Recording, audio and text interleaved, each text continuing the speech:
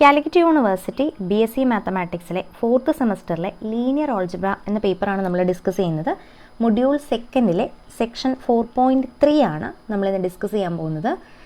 ഈ section linear independence എന്ന കൺസെപ്റ്റാണ് discuss ചെയ്യുന്നത്.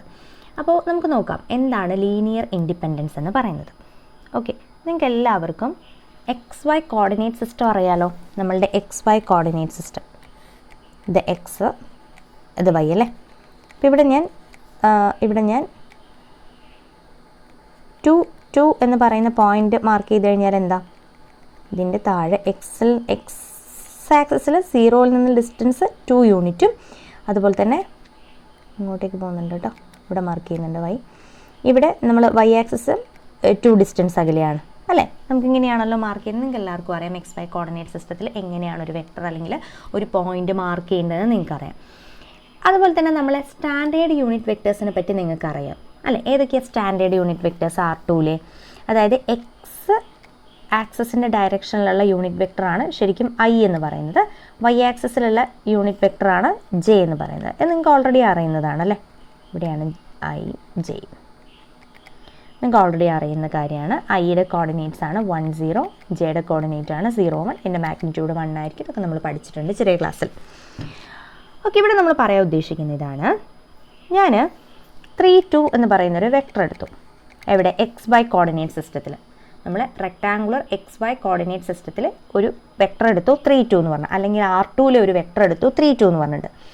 അപ്പം നമ്മളോടുള്ള ക്വസ്റ്റ്യൻ ഇതാണ്, ഈ 3, 2 എന്ന് പറയുന്ന വെക്ടറിനെ, അതിന് നമുക്ക് R2-ലൊരു വെക്ടറാണ്, ഈ വെക്ടറിനെ നമുക്ക് ഈ ഒരു യൂണിറ്റ് വെക്ടേഴ്സിൻ്റെ, സ്റ്റാൻഡേർഡ് യൂണിറ്റ് വെക്ടേഴ്സിൻ്റെ ലീനിയർ കോമ്പിനേഷനായിട്ട് എഴുതാൻ പറ്റുമോ ഇല്ലയോ എന്നുള്ളത്. ലീനിയർ കോമ്പിനേഷൻ എന്താണെന്നൊക്കെ നമ്മൾ ഡീറ്റെയിൽ ആയിട്ട് നോക്കിയല്ലേ. നമ്മൾ പറഞ്ഞു ഏതൊക്കെയാണ് സ്റ്റാൻഡേർഡ് യൂണിറ്റ് വെക്ടേഴ്സ്. I എന്ന് പറയുന്നത്, അതായത് 1, 0, അതുപോലെ തന്നെ J എന്ന് പറയുന്നത് 0, 1. ഇതിൻ്റെ ലീനിയർ കോമ്പിനേഷനായിട്ട് എഴുതാൻ പറ്റുമോ ഇല്ലയോ എന്നുള്ളതാണ്. നമുക്കൊന്ന് ട്രൈ ചെയ്ത് നോക്കാം. 3, 2 ഇതിന് എനിക്ക് എങ്ങനെ എഴുതാൻ പറ്റും ശരിക്കും? 3 × 1, 0 പ്ലസ് 2 × 0, 1 എഴുതി കൂടെ. നിങ്ങളിത് ചെയ്ത് നോക്കുക, അപ്പോൾ നിങ്ങൾക്ക് 3, 2 തന്നെ കിട്ടും. അപ്പോൾ ഇതിനെ ശരിക്കും 3, 1, 0 എന്ന് പറഞ്ഞാൽ I ആണ്, 2 × 0, 1 എന്ന് പറഞ്ഞാൽ J ആണ്. ഇപ്പോൾ കണ്ടോ, 3I + 2J, അതായത് 3, 2നെ എനിക്ക് ഐയുടെയും ജെയുടെയും ലീനിയർ കോമ്പിനേഷനായിട്ട് എഴുതാൻ പറ്റി. ഇനി ഇങ്ങനെ മാത്രമല്ലേ എഴുതാൻ പറ്റുള്ളൂ? 1, 0-ഉം 0, 1-ഉം യൂസ് ചെയ്തിട്ട് വേറെ ഏതെങ്കിലും രീതിയിൽ വേറെ ഏതെങ്കിലും കോൺസ്റ്റൻറ്റ് നമുക്ക് അപ്ലൈ ചെയ്തിട്ട് 3, 2നെ എഴുതാൻ പറ്റുമോ? അങ്ങനെ പറ്റില്ല. അതായത് നമുക്ക് 3, 2 എന്ന വെക്ടറിനെ ഐയുടെയും ജെയുടെയും ലീനിയർ കോമ്പിനേഷനായിട്ട് യുണീക്ക് വേയിൽ, ഒരൊറ്റ വേയിൽ മാത്രമേ നമുക്ക് റെപ്രസെൻറ്റ് ചെയ്യാൻ പറ്റുള്ളൂ. അപ്പോൾ R2-ൽ ഏതൊരു വെക്ടർ എടുത്താലും ശരിയാവില്ലേ?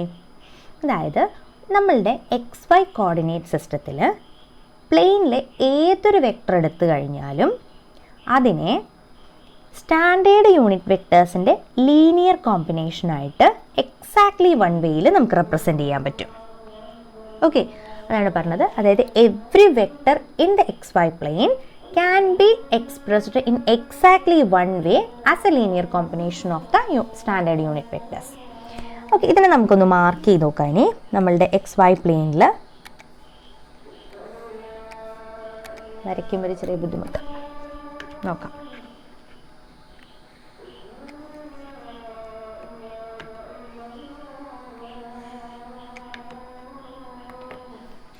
ഓക്കെ, 3, 2 എന്ന് പറയുന്ന പോയിൻ്റാണ്.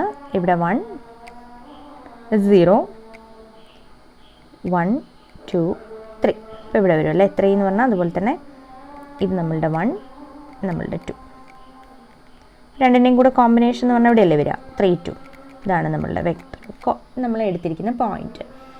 ഓക്കെ, ഇവിടെ ഒരു സ്റ്റാൻഡേർഡ് യൂണിറ്റ് വെക്ടർ ഉണ്ട്. ഇതാണ് നമ്മളുടെ സ്റ്റാൻഡേർഡ് യൂണിറ്റ് വെക്ടർ. അതുപോലെ തന്നെ ഇവിടെ ഒരു സ്റ്റാൻഡേർഡ് യൂണിറ്റ് വെക്ടർ ഉണ്ട്, അത് J. ഇത് I, ഇത് J. നിങ്ങൾക്ക് അറിയുന്ന കാര്യമാണ് അല്ലേ. അപ്പോൾ നമുക്ക് ഇതിൻ്റെ വെക്ടർ, അതായത് ഇതിൻ്റെ വെക്ടർ റെപ്രസെൻറ്റേഷൻ നമുക്ക് എഴുതാമല്ലോ. പാരലലോഗ്രാം ലോ അനുസരിച്ച് നമുക്കറിയാം അല്ലേ.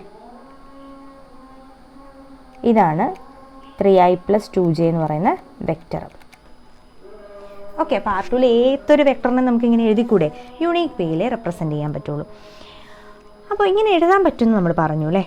അപ്പോൾ എന്താണ് ലീനിയർ ഇൻഡിപെൻഡൻസ് എന്നുള്ളത് നമുക്കൊരു ഡെഫിനിഷൻ വഴി നോക്കാം. ഓക്കെ, ലീനിയർ ഇൻഡിപെൻഡൻസിൻ്റെ ഡെഫിനിഷൻ നോക്കാം നമുക്ക്. If S equal to V one V two etcetera V R is a set of 2 or more vectors in a vector space V, then S is said to be a linearly independent set if no vectors in S can be expressed as a linear combination of others. നമുക്ക് V എന്ന് പറയുന്ന ഒരു vector space ഉണ്ട്, അതിൽ S എന്ന് പറയുന്ന ഒരു set എടുത്തു. ആ എസ് എന്ന് പറയുന്ന സെറ്റിൽ 6 എലമെൻറ്റ്സ് ഉണ്ട്. V1 V two etcetera V 6 elements ഉണ്ട്. ഈ എസ് എന്ന് പറയുന്ന സെറ്റിനെ ലീനിയർലി ഇൻഡിപെൻഡൻ്റ് എന്ന് പറയണമെങ്കിൽ ഇതിൽ ഏതൊരു വെക്ടർ എടുത്തു കഴിഞ്ഞാലും അതിനെ മറ്റുള്ള വെക്ടേഴ്സിൻ്റെ ലീനിയർ കോമ്പിനേഷനായിട്ട് എഴുതാൻ കഴിയില്ല. ഓക്കെ, അങ്ങനെയുള്ള സെറ്റിനെയാണ് നമ്മളെന്ത് പറയുന്നത്? ലീനിയർലി ഇൻഡിപെൻഡൻറ്റ് സെറ്റ് എന്ന് പറയുന്നത്. ഒന്നുകൂടെ പറയാം. എസ് എന്ന് പറയുന്നൊരു സെറ്റ് ഉണ്ട്, അതിൽ 6 എലമെൻറ്റ്സ് ഉണ്ട്. ഈ 6 എലമെൻറ്റ്സിനെയും, അതായത് ഞാൻ വി1 എടുത്തു, ഈ വി1നെ വി2 etcetera വി2 V3 വി4 etcetera V R ഇതിൻ്റെ ഒന്നിൻ്റെയും ലീനിയർ കോമ്പിനേഷനായിട്ട് എഴുതാൻ പാടില്ല. അതായത് അങ്ങനെ എഴുതാൻ കഴിയില്ല ലീനിയർലി ഇൻഡിപെൻഡൻ്റ് ആണെങ്കിൽ. ഓക്കെ, ഇതാണ് കേട്ടോ. If no vectors in S can be express as a linear combination of others. ഒരു വെക്ടർ പോലും ഉണ്ടാവില്ല എങ്ങനെ മറ്റുള്ള വെക്ടേഴ്സിൻ്റെ ലീനിയർ കോമ്പിനേഷനായിട്ട് എഴുതാൻ പറ്റുന്ന ഒരു വെക്ടർ പോലും അതിലുണ്ടാവില്ല. ഓക്കെ, എല്ലാത്തിനെയും ഡിഫറെൻ്റ് ആയിട്ടുള്ള ലീനിയർ കോമ്പിനേഷൻ, ആ ഒരു സെറ്റിൻ്റെ ഉള്ളിൽ ലീനിയർ കോമ്പിനേഷനായിട്ട് നമുക്ക് എഴുതാൻ പറ്റില്ല. ഇപ്പോൾ വി2നെ അതിലുള്ള ബാക്കിയുള്ള എലമെൻറ്റ്സിൻ്റെ ലീനിയർ കോമ്പിനേഷനായിട്ട് എഴുതാൻ പറ്റില്ല. ഓക്കെ, അങ്ങനെയുള്ള സെറ്റിനെയാണ് നമ്മൾ എന്താ പറയുന്നത്? ലീനിയർലി ഇൻഡിപെൻഡൻ്റ് എന്ന് പറയുന്നത്. A set that is not linearly independent ഈ സെറ്റ് ബി ലീനിയർലി ഡിപെൻഡൻറ്റ്. അങ്ങനെ ലീനിയർലി ഇൻഡിപെൻഡൻ്റ് അല്ലാത്ത ഒരു സെറ്റിനെ നമ്മൾ പറയുന്ന പേരാണ് ലീനിയർലി ഡിപെൻഡൻറ്റ്. അപ്പോൾ നമുക്ക് ജസ്റ്റ് ഒന്ന് നോക്കാം കേട്ടോ എന്താണെന്നുള്ളത്. അപ്പോൾ നിങ്ങൾ നോക്കുക, ഇവിടെ ഞാനൊരു സെറ്റ് തന്നിട്ടുണ്ട് 1 0 0 1 3 2 ഇങ്ങനെ തന്നു എന്ന് വിചാരിക്കാം. ഇത് ലീനിയർലി ഇൻഡിപെൻഡൻ്റ് ആണോ അല്ലയോ എന്നുള്ളതാണ് ക്വസ്റ്റ്യൻ. അപ്പോൾ നമ്മൾ ചെക്ക് ചെയ്യേണ്ടത് 1 0നെ ഇതിൻ്റെ രണ്ടിൻ്റെയും ലീനിയർ കോമ്പിനേഷനായിട്ട് എഴുതാൻ പറ്റുമോ, 0 1നെ ഇതിൻ്റെ രണ്ടിൻ്റെയും ലീനിയർ കോമ്പിനേഷനായിട്ട് എഴുതാൻ പറ്റുമോ, 3 2നെ ഇതിൻ്റെ രണ്ടിൻ്റെയും ലീനിയർ കോമ്പിനേഷനായിട്ട് എഴുതാൻ പറ്റുമോ? നിങ്ങൾ നോക്കുക, 3 2നെ നമുക്ക് എങ്ങനെ എഴുതാം? 3 × 1 0 + 2 × 0 1 എന്ന് എഴുതാം അല്ലേ. അതായത് ഈ തന്നിരിക്കുന്ന സെറ്റിലെ ഒരു എലമെൻറ്റിനെ മറ്റുള്ള എലമെൻറ്റ്സിൻ്റെ ലീനിയർ കോമ്പിനേഷനായിട്ട് എഴുതാൻ പറ്റി. അതുകൊണ്ട് തന്നെ this is not linearly independent. അതായത് ഈ സെറ്റ് ലീനിയർലി ഡിപ്പെൻഡൻ്റ് ആണ്. ഈ ഒരു വെക്റ്റർ ഇതിനെ രണ്ടിനെയും ഡിപ്പെൻഡ് ചെയ്ത് നിൽക്കുന്നു. ഓക്കെ, മനസ്സിലായോ? അപ്പോൾ അങ്ങനെയാണ് നമ്മൾ ലീനിയർലി ഇൻഡിപെൻഡൻറ്റ് അല്ലെങ്കിൽ ഡിപ്പെൻഡൻസി എന്താണെന്ന് പറയുന്നത്. ഓക്കെ, ഇനി ചെറിയൊരു നോട്ട് പറയുന്നുണ്ട്. In the case where the set S in above definition has only one vector, we will agree that S is linearly independent if and only if that vector is non-zero. അതായത് നമ്മൾ എടുക്കുന്ന set S എന്ന് പറയുന്ന സെറ്റിൽ, നമ്മൾ മുകളിൽ പറഞ്ഞ ഡെഫിനേഷനിൽ S എന്ന് പറയുന്ന സെറ്റിൽ ആകെ ഒരൊറ്റ വെക്ടറേ ഉള്ളൂ എന്ന് വിചാരിക്കാം. ആ വെക്ടർ ലീനിയർലി ഇൻഡിപെൻഡൻ്റ് ആവണമെങ്കിൽ അതെന്തായിരിക്കണം? അതൊരു നോൺ സീറോ വെക്ടർ ആയിരിക്കണം. ഒരു നോൺ സീറോ വെക്ടർ ആണെങ്കിൽ ഒരു സിംഗിൾ എലമെൻറ്റ് ഒരു സെറ്റിലെ ഒരു സിംഗിൾട്ടൺ സെറ്റ് ആണെങ്കിൽ അതെപ്പോഴും എന്തായിരിക്കും? ലീനിയർലി ഇൻഡിപെൻഡൻ്റ് ആയിരിക്കും. എന്നാൽ എന്തുകൊണ്ടാണ് അതിൽ സീറോ വരാത്തത്? എന്തുകൊണ്ടാണ് നോൺ സീറോ മാത്രം വരുന്നത്? അത് നിങ്ങൾ ആലോചിക്കുക കേട്ടോ. എന്തുകൊണ്ടാണ് സീറോ വരാത്തത്, എന്തുകൊണ്ടാണ് നോൺ സീറോ മാത്രം വരുന്നത് എന്നുള്ളതൊന്ന് ആലോചിക്കാം. ഓക്കെ, നമുക്ക് ഇനിയിപ്പോൾ എന്താ പറയുന്നതെന്ന് വെച്ചാൽ, നമുക്കൊരു സെറ്റിനെ, ഇപ്പോൾ എല്ലാ സെറ്റിനും നമുക്കിങ്ങനെ ലീനിയർ കോമ്പിനേഷൻ എടുത്ത് നമുക്കിങ്ങനെ ചെക്ക് ചെയ്യാൻ ബുദ്ധിമുട്ടായിരിക്കും അല്ലേ. അപ്പോൾ നമുക്ക് എങ്ങനെയാണ് ഒരു സെറ്റ് നമുക്ക് തന്നു കഴിഞ്ഞാൽ അത് ലീനിയർലി ഇൻഡിപെൻഡൻ്റ് ആണെന്ന് പറയുക എന്നുള്ളതാണ് നമ്മളിനി പറയാൻ പോകുന്നത്. അതിന് നമ്മൾ ഈ പറയുന്ന തിയറമാണ് യൂസ് ചെയ്യുന്നത്. ഓക്കെ, നമുക്ക് എന്താണ് ഈ തിയറം എന്ന് നോക്കാം. A non-empty set S equal to v1, v2, etc. vr in a vector space V is linearly independent if and only if the coefficients satisfying the vector equation k1 v1 plus k2 v2 plus etc. kr vr equal to 0 are k1 equal to 0, k2 equal to 0, etc. up to kr equal to 0. അതായത് ഒരു non-empty set S തന്നിട്ടുണ്ട്.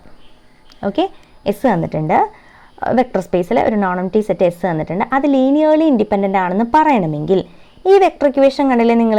ഈ vector equation അതായത് ആരുടെ linear കോമ്പിനേഷനാണ് ഈ vector equation? v1 v2 v3 etcetera vr-ൻ്റെ linear കോമ്പിനേഷനാണ്.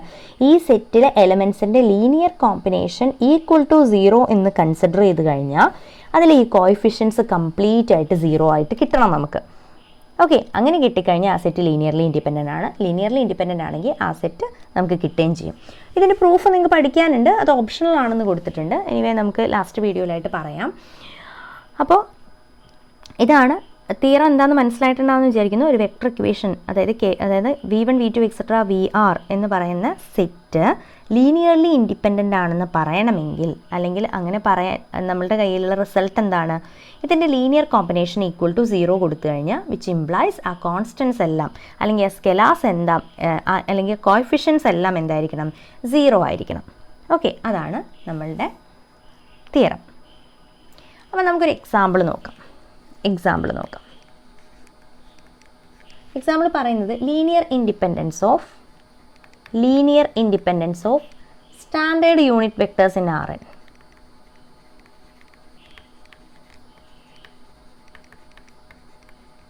Standard unit vectors in Rn. Okay, അപ്പോൾ നമ്മളെപ്പോഴും പറയുന്ന the most basic linearly independent set in Rn എന്ന് പറയുന്നത് സ്റ്റാൻഡേർഡ് യൂണിറ്റ് വെക്ടേഴ്സാണ്. Okay, the most basic linearly independent set. അപ്പോൾ നിങ്ങൾ മനസ്സിലൊക്കെയും Rnലെ ലീനിയർലി ഇൻഡിപെൻഡൻറ്റ് സെറ്റ് എന്ന് പറഞ്ഞു കഴിഞ്ഞാൽ പെട്ടെന്ന് വരേണ്ടത് എന്താണ്, യൂണിറ്റ് വെക്ടേഴ്സാണ്. ഓക്കെ, R2ലെ യൂണിറ്റ് വെക്ടേഴ്സ് ഏതൊക്കെയാണ്, 1 0 0 1, അത് ലീനിയർലി ഇൻഡിപെൻഡൻ്റ് ആണ്. ഓക്കെ, അപ്പോൾ Rnലെ യൂണിറ്റ് വെക്ടേഴ്സ് ഏതൊക്കെയായിരിക്കും, Rnലെ യൂണിറ്റ് വെക്ടേഴ്സ് ഏതൊക്കെയാണ്, നമ്മൾ പരിചയപ്പെട്ടിട്ടുണ്ട് Rnലെ യൂണിറ്റ് വെക്ടേഴ്സിനെ. ഏതൊക്കെയാണ്, E1 = 1 0, n ടപ്പിളായിട്ട് എഴുതാം. E2 എന്താണ്, 0 1 etcetera 0 etcetera up to En എന്ന് എഴുതാം. En = എന്ത് വരും, 0 0 എക്സെട്ര അപ് ടു 1 എന്ന് വരും അല്ലേ. ഇതാണ് നമ്മളുടെ basic linearly independent set in Rn. Okay, അങ്ങനെ തന്നെ നോട്ട് ചെയ്ത് വെക്കാം കേട്ടോ, basic linearly independent set in Rn. Okay, അപ്പോൾ ഇത് എങ്ങനെയാണ് നമ്മളിതിനെ ലീനിയർലി ഇൻഡിപെൻഡൻ്റ് ആണെന്ന് പ്രൂവ് ചെയ്യുക എന്നുള്ളത് നമ്മൾ R3 നോക്കാം. R3 നമുക്ക് കൺസിഡർ ചെയ്യാം. R3 കൺസിഡർ ചെയ്ത് കഴിഞ്ഞാൽ R3ലെ സ്റ്റാൻഡേർഡ് യൂണിറ്റ് വെക്ടേഴ്സ് ഏതൊക്കെയാണ്, R3ലെ സ്റ്റാൻഡേർഡ് യൂണിറ്റ് വെക്ടേഴ്സ് നമുക്ക് പരിചയമുണ്ട്. സ്റ്റാൻഡേർഡ് യൂണിറ്റ് വെക്ടേഴ്സ് R3ലെ. ഓക്കെ, Rnലെ നമുക്കറിയാമെങ്കിൽ R3ലെ നമുക്ക് പറയാൻ പറ്റും. ഏതൊക്കെയാണ്, 1 0 0, പിന്നെ 0 1 0, പിന്നെ 0 0 1 അല്ലേ. ഇതാണ് R3ലെ യൂണിറ്റ് വെക്ടേഴ്സ്. നമുക്കിതിനെ നമ്മൾ പഠിച്ചിട്ടുണ്ട്. This is I and J, ഇതെന്താണ് K. Okay, I J K. I എന്ന് പറയുന്നത് എക്സ് ആക്സിസിൻ്റെ ഡയറക്ഷനിലുള്ളത്, J എന്ന് പറയുന്നത് Y ആക്സിസിൻ്റെ, K എന്ന് പറയുന്നത് Z ആക്സിസിൻ്റെ ഡയറക്ഷനിലുള്ള യൂണിറ്റ് വെക്ടേഴ്സ് ആണെന്ന് നമുക്കറിയാം. അപ്പോൾ R3ലെ യൂണിറ്റ് വെക്ടേഴ്സ് ആണ് 1 0 0 0 1 0 0 0 1 എന്ന് പറയുന്നത്. അപ്പോൾ ഇത് ലീനിയർലി ഇൻഡിപെൻഡൻ്റ് ആണെന്ന് പ്രൂവ് ചെയ്യണമെങ്കിൽ നമ്മൾ ഇതിൻ്റെ ലീനിയർ കോമ്പിനേഷൻ എടുക്കുക. ആ ലീനിയർ കോമ്പിനേഷൻസിലെ കോഎഫിഷ്യൻസിന് 0 ആണെന്ന് പറയണം അല്ലേ. അപ്പോൾ നമുക്കിതിനെ എങ്ങനെയാണ് ലീനിയർലി ഇൻഡിപെൻഡൻ്റ് ആണെന്ന് കൺസിഡർ ചെയ്യാൻ നോക്കാം. അപ്പോൾ നമ്മൾ എന്ത് ചെയ്യണം, കൺസിഡർ ദ വെക്ടർ ഇക്വേഷൻ. നമ്മൾ ഇതിൻ്റെ ലീനിയർ കോമ്പിനേഷൻ എടുക്കണം. ദ വെക്ടർ ഇക്വേഷൻ എന്താണ്, k1i plus k2j plus k3k = 0. അതായത് I J K എന്ന് പറയുന്ന യൂണിറ്റ് വെക്ടേഴ്സിൻ്റെ ലീനിയർ കോമ്പിനേഷനെ കൺസിഡർ ചെയ്തു. നമുക്ക് എന്ത് പ്രൂവ് ചെയ്യണം, K1ഉം K2ഉം K3യും 0 ആണെന്ന് പ്രൂവ് ചെയ്യണം. ഓക്കെ, അതിനായിട്ട് നമ്മൾ എങ്ങനെ കൺസിഡർ ചെയ്യാൻ നോക്കാം. ഇവിടെ K1 × I എന്ന് പറഞ്ഞാൽ എന്താ, K1 1 0 0 അല്ലേ, പ്ലസ് K2 എന്ന് പറഞ്ഞു കഴിഞ്ഞാൽ 0 1 0 അല്ലേ, K3 എന്ന് പറഞ്ഞു കഴിഞ്ഞാൽ 0 0 1. ഓക്കെ, ഈക്വൽ ടു ഈ 0 ഇവിടെ കോർഡിനേറ്റ് ട്രിപ്ലറ്റ് ആയതുകൊണ്ട് ഇവിടെ ഞാൻ 0 0 0 എന്ന് കൊടുക്കും. ഇപ്പോൾ ഇവിടെ എന്ത് കിട്ടും, K1 0 0. ഓക്കെ, പ്ലസ് ഇവിടെ നമുക്ക് 0 K2 0. ഓക്കെ, പ്ലസ് ഇവിടെ നമുക്ക് 0 0 K3 എന്ന് കിട്ടും, വിച്ച് ഇസ് ഈക്വൽ ടു 0 0 0. ഇവിടെ നമുക്ക് K1, K2, K3, K3 equal to 0 0 0 എന്ന് കിട്ടും. നമുക്കറിയാം കോർഡിനേറ്റ്സിൻ്റെ ഇക്വേഷൻ അല്ലേ, കമ്പോണൻറ്റ് വൈസ് ഇക്വേഷൻ ഇക്വേറ്റ് ചെയ്യുക. K1 = 0, K2 = 0 and K3 = 0.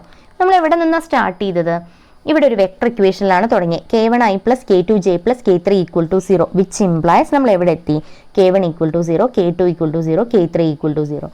അതായത് I J K എന്ന് പറയുന്ന യൂണിറ്റ് വെക്ടേഴ്സിൻ്റെ ലീനിയർ കോമ്പിനേഷൻ കൺസിഡർ ചെയ്തപ്പോൾ അവിടെ നിന്ന് നമുക്ക് എന്ത് കിട്ടി, ഈ സ്കെലാസ് എല്ലാം 0 ആണെന്ന് കിട്ടി. സ്കെലാസ് എല്ലാം 0 ആയിട്ട് നമ്മൾ ആ ഇക്വേഷൻ ഒന്ന് മാറ്റി എഴുതി നോക്കുക. 0i plus 0j plus 0k = 0. അതായത് ഈ 0 വെക്ടറിൻ്റെ ലീനിയർ കോമ്പിനേഷനായിട്ട് നമുക്ക് ഇങ്ങനെ എഴുതാൻ പറ്റുള്ളൂ എന്നുള്ളതാണ് പറയുന്നത്. ഇത് മനസ്സിലായില്ലെങ്കിൽ വിട്ടേക്കൂ, കുഴപ്പമില്ല. ആക്ച്വലി അതൊരു one way of linearly independence നമ്മളെ മറ്റൊരു വേയിലും കൂടെ പറയുന്നതാണത്. ഓക്കെ, അപ്പോൾ ഈ ഒരു കേസിനെ നമുക്ക് എന്തിലേക്ക് എസ്റ്റാബ്ലിഷ് ചെയ്യാം? Rnൻ്റെ യൂണിറ്റ് വെക്ടേഴ്സിനെ ഈ ഒരു രീതിയിൽ തന്നെ നമുക്ക് പറയാലോ. n വെക്ടേഴ്സ് എടുത്തിട്ട് നമുക്ക് പറയാൻ പറ്റുമല്ലോ. അപ്പോൾ ഇതാണ് ഒന്നാമത്തെ എക്സാമ്പിൾ. ഇനി നമുക്ക് കുറച്ചും കൂടെ, അതായത് ഇപ്പം നമ്മൾ സ്റ്റാൻഡേർഡ് യൂണിറ്റ് വെക്ടേഴ്സ് അല്ലേ പറഞ്ഞത്. അപ്പോൾ നമുക്കൊരു റാൻഡം ആയിട്ട് അല്ലെ ഒരു ആർബിട്രറി സെറ്റ് തന്നിട്ട് അതെങ്ങനെയാണ് ലീനിയർലി ഇൻഡിപെൻഡൻ്റ് ആണെന്ന് നോക്കുക എന്നുള്ളത് അടുത്ത വീഡിയോയിൽ പറയാം. Okay, thank